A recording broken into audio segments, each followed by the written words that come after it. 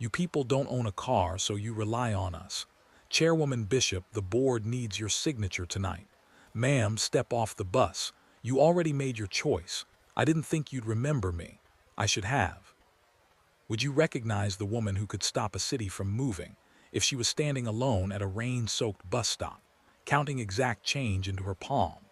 Willa Bishop had ridden the number 12 bus down Crescent Avenue for 31 years, long enough to know the schedule better than the drivers did, long enough to know which seats squeaked and which windows never quite closed. Her wool coat was patched at one elbow. Her purse was scuffed from 3 decades of handling. Nothing about her asked to be noticed, and for 31 years nothing about her had been. That morning, everything about her had changed, and no one on that bus knew it yet. She had been sworn in 6 hours earlier, in a small ceremony with no cameras, as the new chair of the Metro Crescent Transit Authority Board. The appointment came with emergency oversight power that had existed on paper for a decade and had never once been used. In her coat pocket sat the same little transit card she had carried since her husband died, the one that still had his initials scratched into the plastic. She hadn't told anyone at the depot who she was now. She hadn't needed to.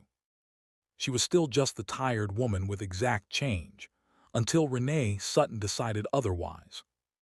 Renee was 39, sharp-voiced and proud of running her platform on time. When Willa's transit card read low balance, Renee didn't lower her voice. "Ma'am, you're holding up the line." Willa reached for coins instead, counting them into her palm the way she always had. Renee sighed loud enough for the whole platform to hear. "People like you shouldn't be riding if you can't afford it."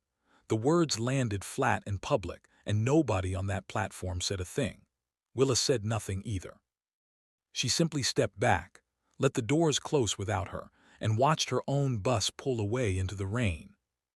To understand why Willa Bishop did not raise her voice on that platform, it helps to understand the 58 years that came before it. She had grown up in a small house 3 blocks from where she lived now, the youngest of 4 children, raised by a mother who cleaned office buildings downtown at night, and a father who drove a delivery truck until his knees gave out.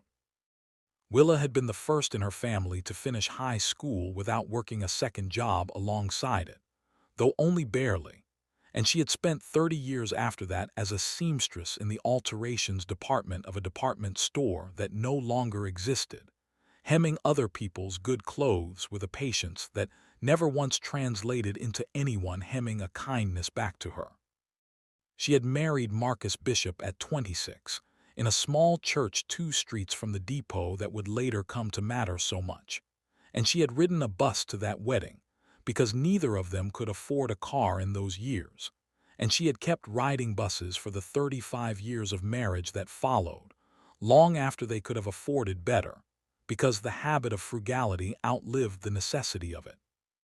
Marcus had worked for the Transit Authority for 22 years, starting as a mechanic's apprentice at 23 and retiring as a maintenance supervisor at the very depot Willa now depended on, a fact that had once felt like a private joke between them, that she rode the buses her husband kept running. He had been the kind of man who noticed things other people walked past, a loose bolt on a railing, a flickering light at a platform that made elderly riders nervous after dark, a driver who seemed to be having a hard week and needed someone to ask him how he was doing. He had never been ambitious in the way that climbed ladders. He had been ambitious in the quieter way that made sure the people below him were taken care of, and in 22 years, he had trained a dozen younger mechanics who still, 4 years after his death, spoke of him at the depot the way people speak of someone whose absence they still feel in small, specific ways. He had died on a Tuesday afternoon in March, 4 years before the morning Willa was sworn in as chair, from a heart that gave out without warning while he was replacing a brake line in the depot's maintenance bay.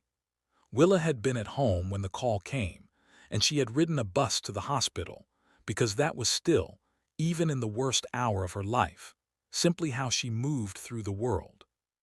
She had held his hand for the last 11 minutes of his life, while a machine counted down numbers that meant nothing to her, and she had walked out of that hospital a widow at 57, carrying his small transit card in her purse because she had found it in his coat pocket that morning, and could not, in the days that followed, make herself throw it away. Grief did strange things to the shape of a life.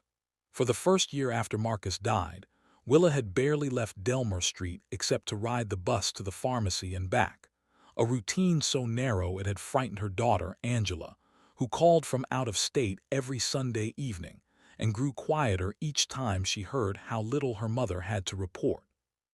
It was Angela, in fact, who had first suggested, gently, that her mother find something to do with the anger she carried but never spoke aloud, something more useful than sitting alone in a kitchen where a second cup had stopped being poured.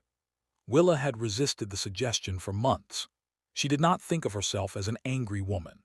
She thought of herself as a tired one, and tired women, in her experience, were rarely invited to be angry about anything. It was a fare increase, small and procedural, buried in a public notice most riders never read, that finally moved her. The Transit Authority announced a rate increase on low-income routes 6 months after Marcus died, passed at a board meeting attended by exactly 9 members of the public, none of whom lived along the routes affected. Willa read about it in a newsletter Marcus used to bring home from the depot, and something in her, some ember she had not known was still capable of catching, decided that this, at least, she would not let pass in silence. She rode downtown to the next public meeting, signed up for the 3 minutes allotted to public comment, and stood at a podium for the first time in her life to say, in a voice that shook only slightly, that the people who depended most on this system had been given no voice in deciding what it would cost them. Nobody on the board responded that night beyond a polite thank you. Willa went back the following month anyway, and the month after that.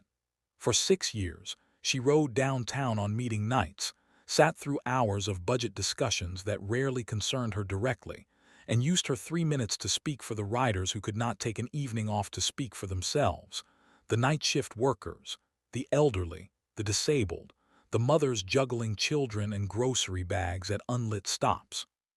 She became, without ever intending to, a familiar face in those rooms, the woman who always showed up, whose name board members began to recognize even when they could not always place why. A local reporter named Marisol Vega, covering city government for a small independent outlet that most people in the city had never heard of, wrote a short profile of her in her 3rd year of attending, calling her the conscience of the Crescent Avenue corridor, a phrase Willa found faintly embarrassing and never once repeated aloud, though she kept the clipping in a drawer beside Marcus's photograph. It was that profile, more than anything else, that eventually reached the desk of Councilwoman Denise Fontaine, who represented the district containing Crescent Avenue and who had spent years quietly frustrated by a transit board that treated public comment as theater rather than governance. When 2 board members resigned amid a bid-rigging scandal involving a maintenance contractor 18 months later, Denise had pushed, harder than anyone in that room expected from her, for the empty seat to go to someone who actually rode the system rather than another appointee from the city's usual list of donors and friends. Willa's name came up more than once in those closed-door conversations, not because she had asked for it, but because 6 years of showing up had made her impossible to overlook entirely. The mayor's office had resisted at first, uneasy about appointing someone with no formal governance experience, until Denise pointed out plainly that the board's current experience had produced a bid-rigging scandal and a fare increase nobody wanted, and perhaps experience was not the asset it was assumed to be. Willa had accepted the appointment the way she accepted most things, quietly, and without any expectation that it would change how she was treated at a fare box 6 blocks from her own house. She had not run for the seat to be recognized. She had taken it to be useful, and in her mind, being useful and being visible were 2 entirely different things. She continued riding the number 12 bus every week, continued paying her fare in coins when her card ran low, continued being, to every driver and station employee who did not read local news closely, simply an older woman in a patched coat. It had never occurred to her that this invisibility might one day become the very thing that exposed exactly what her system had allowed itself to become. The morning of the incident, before any of it happened, Willa had woken early, made her tea, and pressed her good navy dress for the small swearing-in ceremony scheduled for 9 o'clock. The outgoing chair, a retired judge named Harlan Voss who had served on the board for over a decade, met her in a modest conference room with 2 staff members and a notary. No cameras, no reporters beyond Marisol Vega, who had asked as a professional courtesy to be the only press present, and Willa had agreed because she trusted her. Judge Voss had walked her through the charter documents with the patient thoroughness of a man who understood that most incoming chairs skimmed what he was about to explain, and Willa, true to the habits of a lifetime spent reading every form before signing it, had not skimmed a word. It was buried on page 14 of the charter, a single paragraph titled Emergency Oversight Authority, written 20 years earlier in the aftermath of a fatal signal failure that had killed 2 passengers and injured 11 others, a tragedy that had prompted the board, in a rare moment of genuine accountability, to grant its chair unilateral power to freeze the authority's operations in the event of documented misconduct or safety failure, pending review. Judge Voss had explained that in his 10 years as chair, he had never once considered invoking it, and had, in fact, largely forgotten it existed until preparing the handoff documents for Willa. "It is there," he told her, tapping the page, "as insurance against the day this system forgets who it serves. I pray you never need it." Willa had signed beneath the explanation, thanked him, and gone home to change out of her good dress, thinking, if she thought of it at all, that it was the kind of power a person keeps in a drawer and never opens. She had planned to ride the 4:15 bus downtown that afternoon to sign additional paperwork at the authority's headquarters, papers that meant nothing dramatic, tax forms and a benefits enrollment packet, the unglamorous administration of any new position. She had worn her regular coat, not her good dress, because there was no ceremony left that day, only errands. She had stopped at the pharmacy first, then walked the 2 blocks to the Crescent Avenue platform where she had waited for buses for 31 years, her transit card in one hand and a small bag of groceries in the other, thinking about nothing more significant than whether she had time to stop at the market before dinner. It was an ordinary Tuesday, indistinguishable from 1,000 others, until Renee Sutton looked at her declined card and decided, without a second glance, exactly how much patience a woman like this deserved. What Willa did not know, standing on that platform, was that she was not the only person who had noticed Renee's tone that week. A young mother named Keisha Dawson, 26 years old, had been standing 3 feet away with a toddler on her hip and a stroller folded under one arm, waiting for the same bus, and had watched the entire exchange with a familiarity that made her stomach tighten. 2 days earlier, Renee had told Keisha, in front of the same platform, that she needed to fold her stroller faster or wait for the next bus, in a tone Keisha had spent the walk home trying to talk herself out of being offended by. Watching it happen to someone else, an older woman standing quietly with exact change in her palm, made something in Keisha refuse to talk herself out of it a second time. She did not say anything on the platform, but she took out her phone, quietly, and typed a note to herself, the kind of note a tired parent writes and rarely acts on. "This needs to be reported," before tucking her toddler back onto her hip and boarding the next bus without either of them. The platform emptied slowly after Willa's bus pulled away. Rain thickened, the awning above the bench doing little against a wind that had picked up from the east.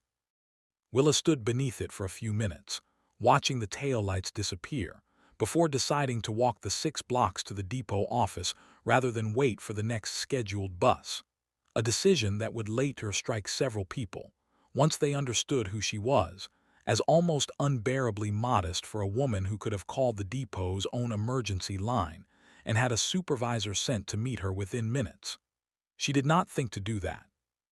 She thought, as she always had, that the correct response to being treated unfairly was to file the correct paperwork through the correct channel, and wait, as she always had, for a system that had never once rewarded that patience to reward it this time.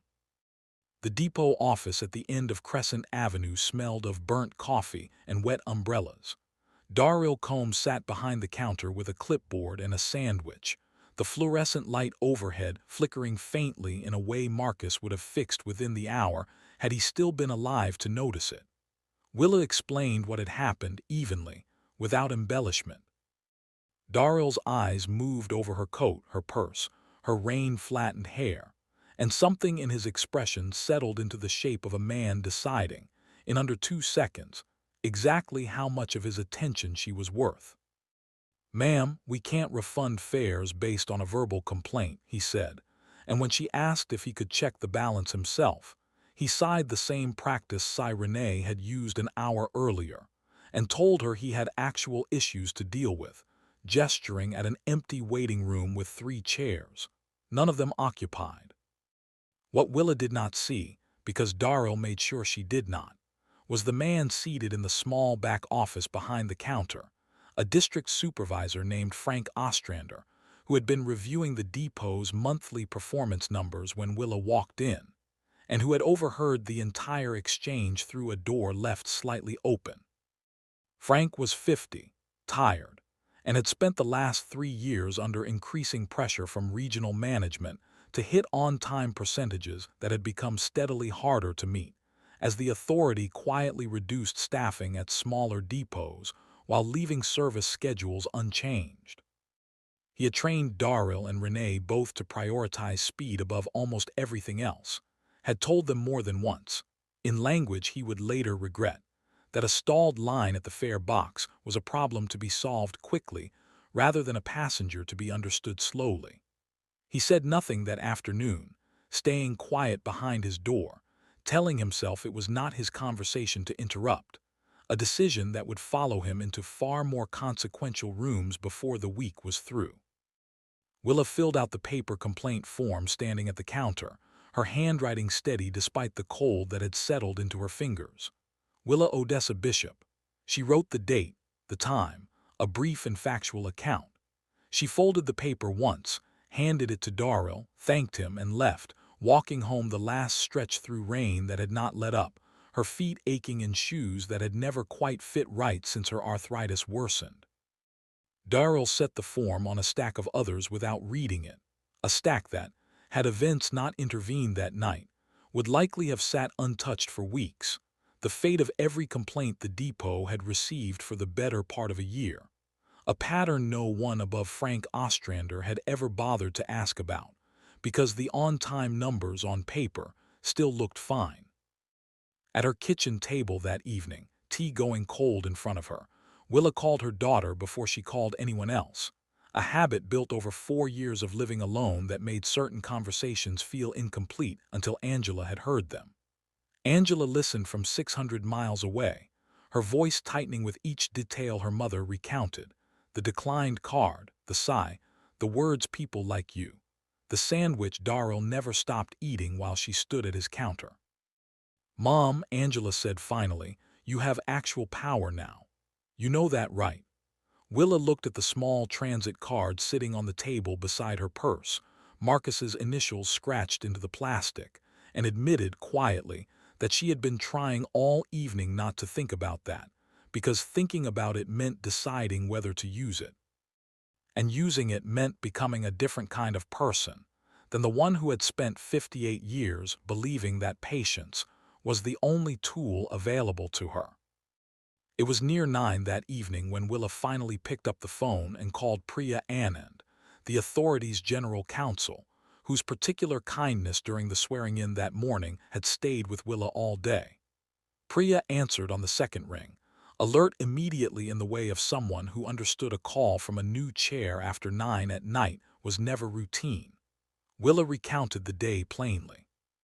Priya was quiet for a long moment afterward before asking carefully whether Willa was asking to invoke the emergency oversight clause, and explaining, in full, exactly what that would mean.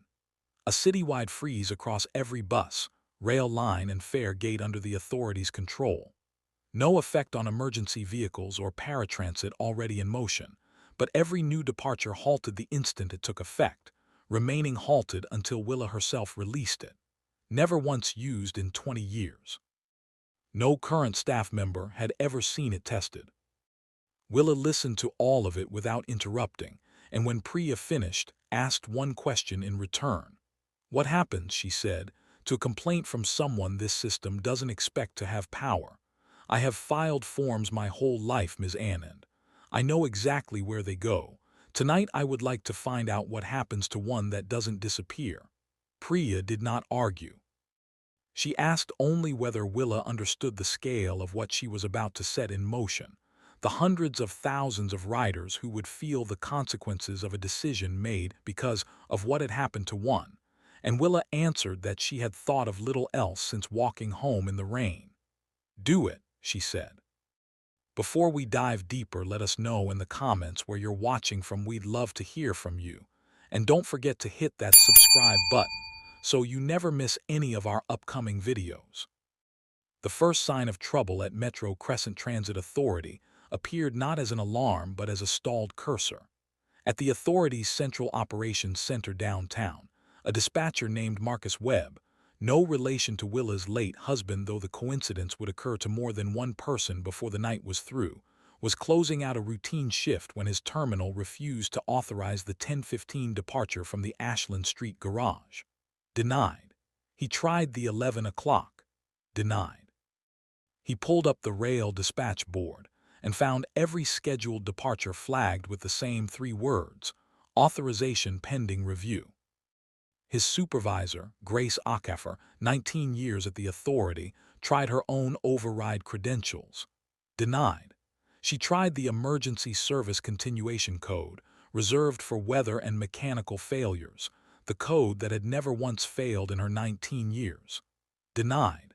She called the authority's chief operating officer at home, waking him from the first hour of sleep he had gotten that week. Daniel Reyes arrived 40 minutes later, tie loosened, hair still damp, to find every screen on the operations wall showing the same status. Buses idling at garages with engines running, drivers waiting for clearance that would not come. Rail cars stopped at platforms with doors open and no announcement to explain why. Fare gates locked open at every major station, letting riders through for free because the system had no way to charge them and no way to stop them either. What happened, Daniel asked, though some part of him already suspected the answer would not be simple. Grace turned her monitor toward him. Beneath the denial code sat a single line of authorization metadata, emergency oversight clause invoked, Chair Authority W. Bishop. Daniel stared at it. Bishop, he said slowly. The new chair. The one from this morning swearing in. Grace nodded, admitting she had not even known the clause was active in the system until 20 minutes earlier.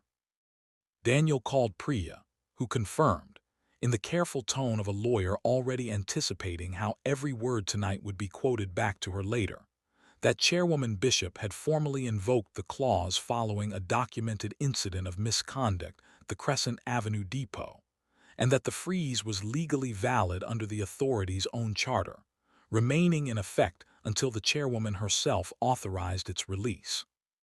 What incident? Daniel asked. Priya hesitated. I'd rather the chairwoman explain the details herself, she said, but it involves a fare dispute and a station employee's conduct toward a passenger. Daniel closed his eyes.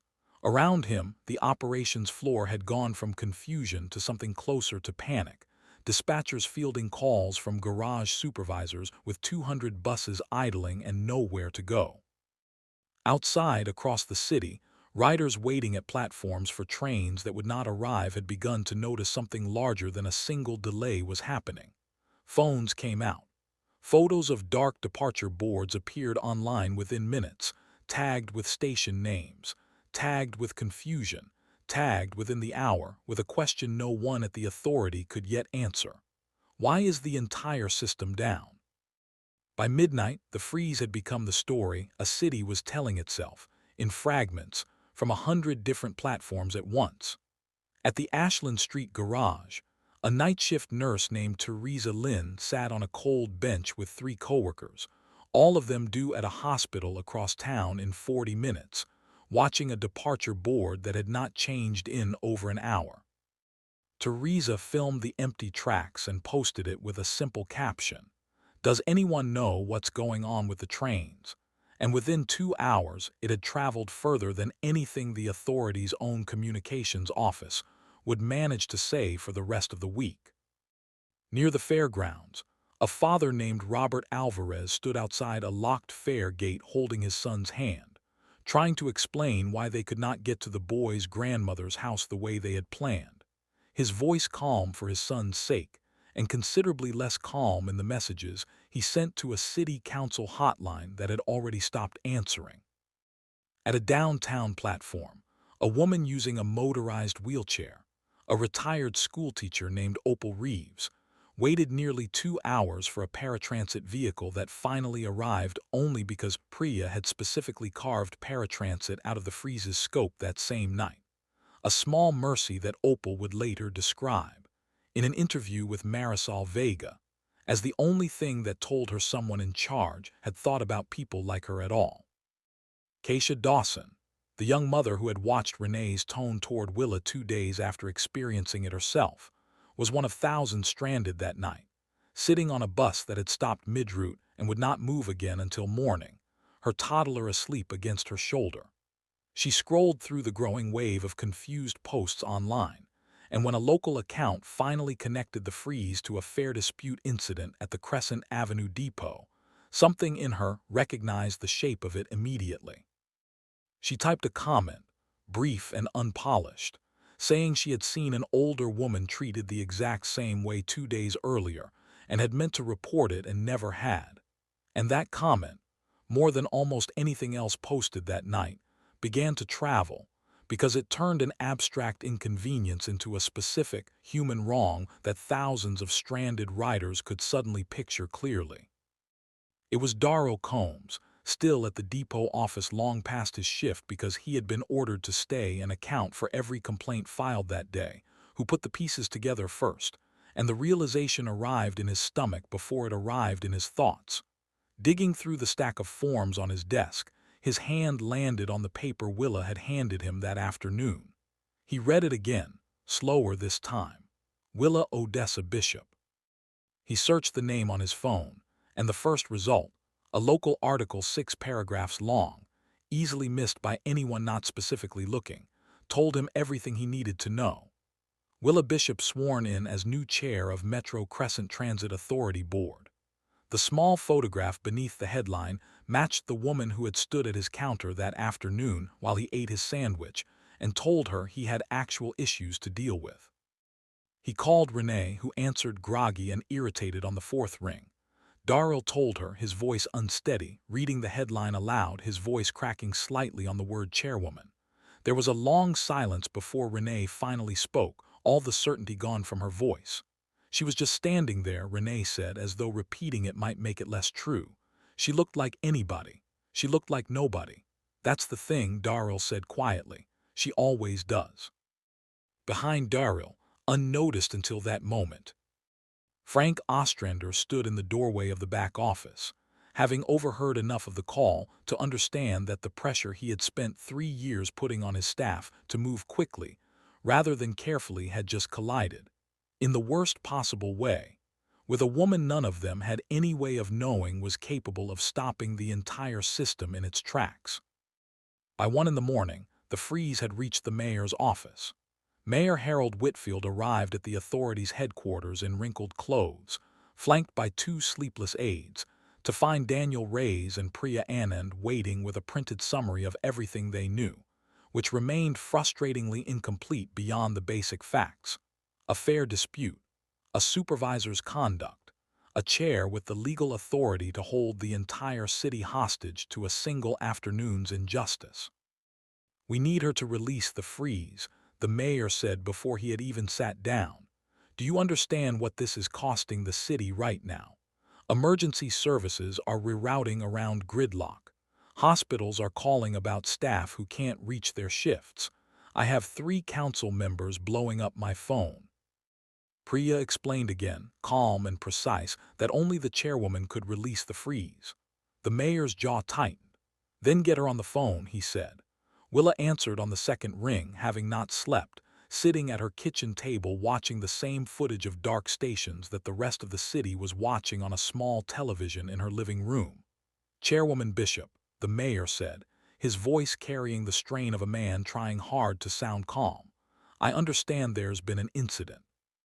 I understand you're upset, but this freeze is affecting hundreds of thousands of people who had nothing to do with whatever happened to you today.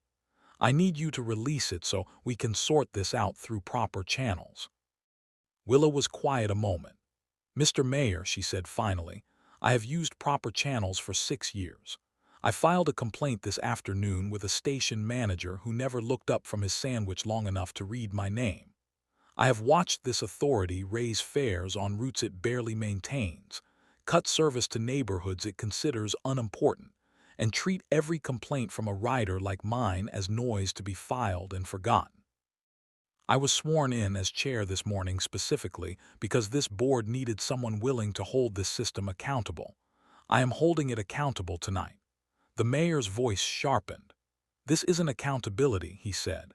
This is one woman shutting down a city over a personal grievance.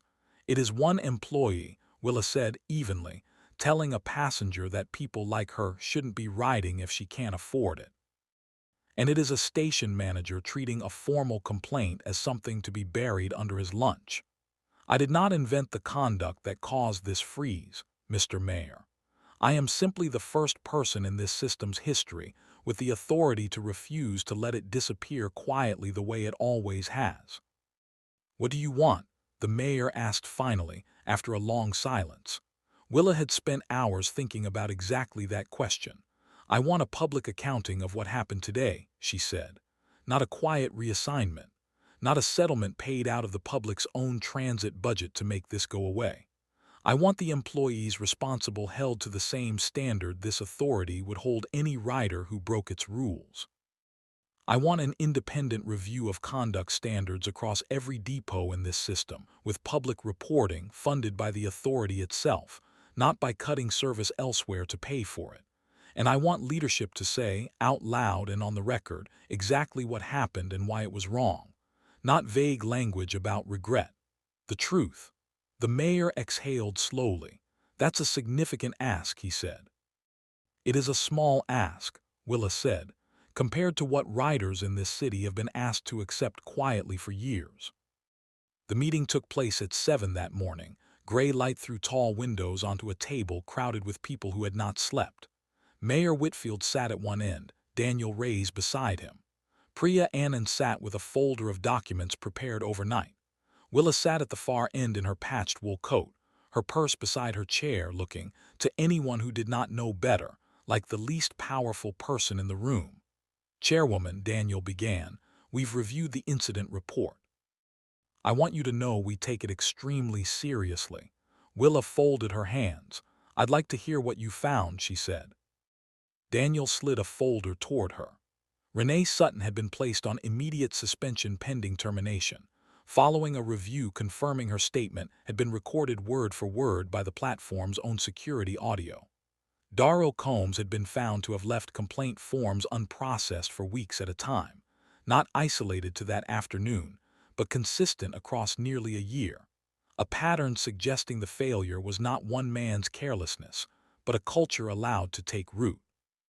Termination proceedings had begun for him as well. That's a start, Willa said.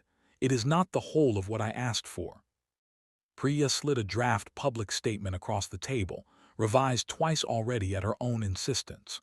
Willa read it slowly, her lips moving faintly over certain phrases, unwilling to let anyone rush her past a single word. This says the incident reflected a failure to meet expectations, she said, looking up. It does not say what the failure was. It does not say a rider was told in front of other passengers that people like her shouldn't be riding. Daniel glanced at the mayor, who said nothing, then back at Willa. Chairwoman, he said carefully, if we put language like that in an official statement, it opens the authority to significant liability. Willa looked at him a long moment. Mr. Reyes, the authority already has that liability. I am only asking you to say so publicly instead of hopping no one notices. It was at this point that a man Willa had not yet met entered the room without knocking.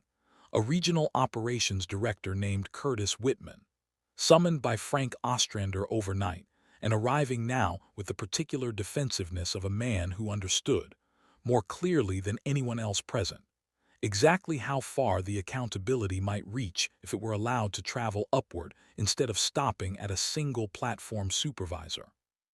Chairwoman Bishop, he said, before anyone could introduce him, I think we need to be careful about scope here. What happened at Crescent Avenue was an isolated failure of two individual employees. Broadening this into some kind of system-wide indictment risks damaging an authority that, frankly, does a great deal of good for this city. Willa studied him for a moment before answering. Mr. Whitman, she said, I understand you oversee the depots in this district, including Crescent Avenue. Curtis confirmed that he did.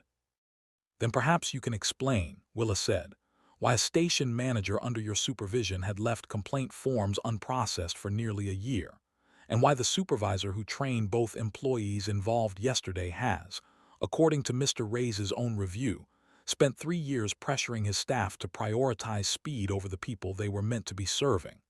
Curtis's face tightened. That's not an authorized detail from the internal review, he said, glancing sharply at Daniel. It is now, Daniel said quietly, and Willa understood in that moment that whatever loyalty had existed between these men before that morning had already begun to fracture under the weight of what the night had exposed. Priya, to her credit, did not flinch through any of it. She reached for the draft statement, crossed out the vague paragraph with a decisive line, and began writing new language by hand at the edge of the page, reading it aloud as she wrote. Yesterday, a Metro Crescent Transit Authority employee told a rider in a public setting that people who could not afford full fare should not be riding the system. A separate employee failed over a documented period to process passenger complaints as required by policy. Both employees have been terminated. A supervisory failure in district management, which allowed this culture to persist unaddressed, is also being reviewed. The authority failed this rider, and in doing so, failed the values it claims to represent. Curtis started to object again, and it was the mayor, surprising everyone in the room including himself, who cut him off. Curtis, he said, tired past the point of political caution, if there's a pattern here that goes beyond 2 employees, I would rather find that out this morning than read about it from Marisol Vega next week. Sit down. Curtis sat, and something in the room shifted, the balance of who was actually accountable to whom finally settling somewhere closer to where it should have been all along. Willa looked at Daniel. It is not only about the buses moving again, she said. Though I understand why that is your priority this morning. It is about what this system does the next time a rider without a title, without a board seat, without a lucky coincidence, stands at that same counter and asks to be treated fairly. I want the independent review funded and underway within 30 days. I want its findings made public. I want a mandatory conduct training program across every depot in this city, and proof, next year and every year after, that it happened. I want the district supervisory structure reviewed as part of that process, not excluded from it. And I want lighting and shelter repairs prioritized at every unlit platform in this system, starting with the ones in neighborhoods like mine, funded properly rather than deferred the way they have been for years. I would like it named, if the board agrees, the Bishop Marsh Rider Protection Initiative, after my husband, who spent 22 years keeping this system running and would have been ashamed of what it allowed to happen yesterday. Daniel looked at the mayor, who gave a small, exhausted nod, then back at Willa. Agreed, he said. Willa reached into her purse and withdrew a pen, signing the release order beneath the final line of the amended statement, her handwriting as steady as it had been on Darrell Combs's counter the afternoon before. Across the city, within minutes, Dispatch systems came back online in staggered waves. Garages first, then rail lines, then fare gates resetting to normal function. The entire enormous machine of Metro Crescent Transit Authority shuddering back into motion after nearly 12 hours of stillness. Renee Sutton learned of her termination by text message, sent by a coworker who had seen it posted internally before she received official word. She sat on the edge of her bed a long time, phone loose in her hand, replaying the platform in her mind, the declined card, the sigh, the words that had felt in the moment like nothing more than routine impatience. She thought, too, of Frank Ostrander's training, the pressure to keep lines moving, the quiet understanding among platform staff that patience cost time and time cost numbers, and she recognized, with a clarity that arrived far too late to help her, that she had let a system's pressure become her own excuse. She had said worse things before, to other riders on other days, and no one had ever stopped her, because no one before had ever had the power to. That was the thought that stayed with her longest, sharper than the loss of her job. It had never been about who she was speaking to. It had only ever been about whether that person had any way to make her answer for it. The public statement went out at 9 that morning, read by Daniel Reyes himself at a podium, his voice steady despite the sleepless hours behind it. He read every word Priya had written, including the sentence about people who could not afford full fare, including the admission that the authority had failed the rider standing before him, though he did not yet say Willa's name, out of a final, quiet respect for the fact that she had never asked to become a headline. He also read, for the first time publicly, the announcement of the Bishop Marsh Rider Protection Initiative, a name that meant nothing yet to most of the reporters present, but would, within the week, become the closest thing the city had to a promise kept. Marisol Vega, the reporter who had written the small profile of Willa years earlier, did not stop at the public statement. She spent the following days pulling records on Frank Ostrander's district, filing requests for complaint logs across all 6 depots under his supervision, and found what Willa had suspected, but never had proof of: dozens of unprocessed complaints stretching back nearly 2 years, patterns of understaffing that regional management had quietly allowed in order to protect budget targets, and internal memos in which Frank had explicitly instructed supervisors to prioritize on-time percentages over passenger disputes. The story Marisol published 2 weeks later was not about one platform supervisor's bad afternoon. It was about a system that had built its efficiency, quietly and for years, on the patience of riders it had never expected to push back. Keisha Dawson, whose late-night comment had helped connect Willa's mistreatment to a pattern rather than an isolated incident, was contacted by Marisol for the story, and found herself, somewhat to her own surprise, becoming a small local voice for rider advocacy in the weeks that followed, attending the first public forum held under the new oversight initiative and speaking, briefly but firmly, about what it had felt like to watch someone else treated the way she herself had been treated 2 days earlier, and to say nothing at the time.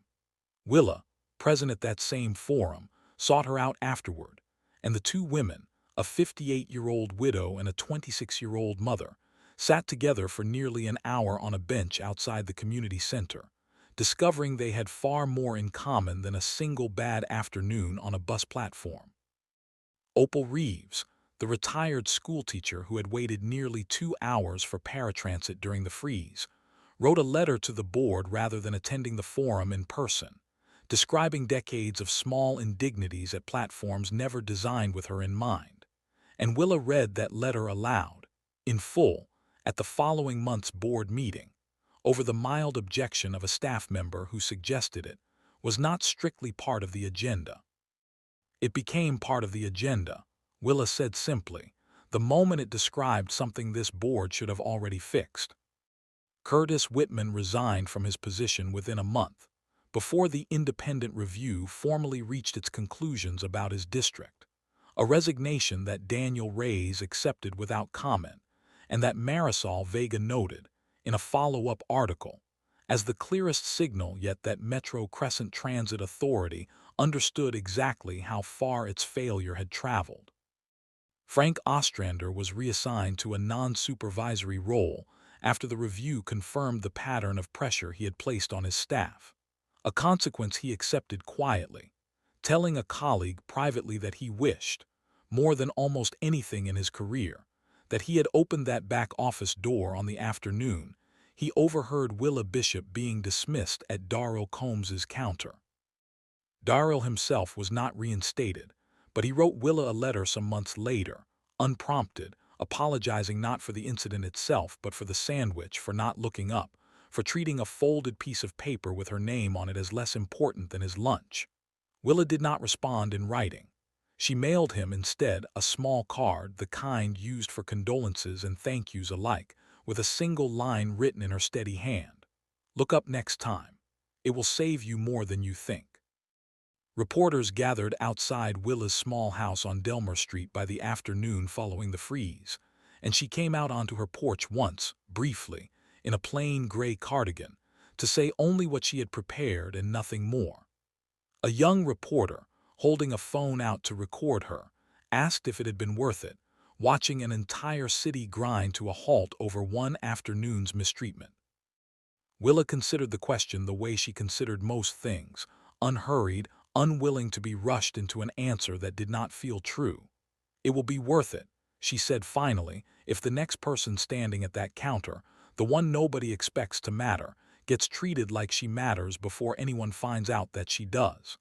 That is the whole of what I wanted. Not an apology to me.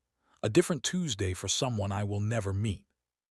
She turned and went back inside, closing the door gently behind her, leaving the reporters to write what they would.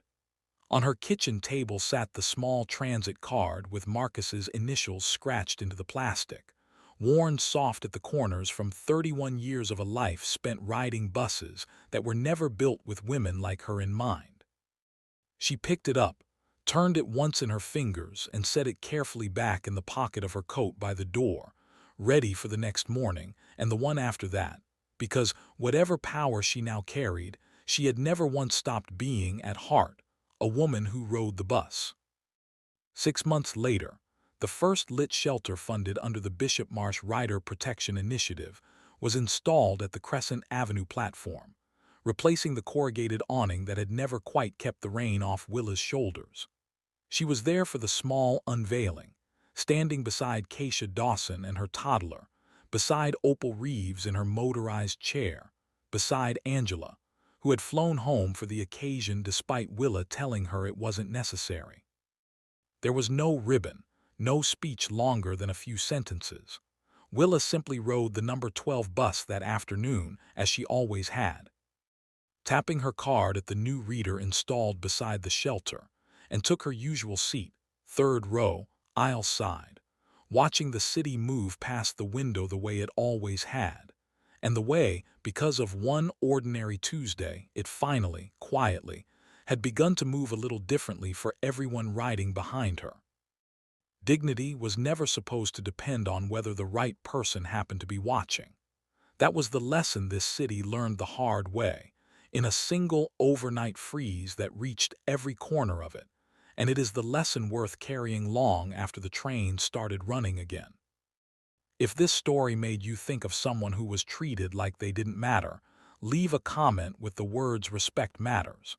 And if you believe stories like this still need to be told, stay with us for the next one.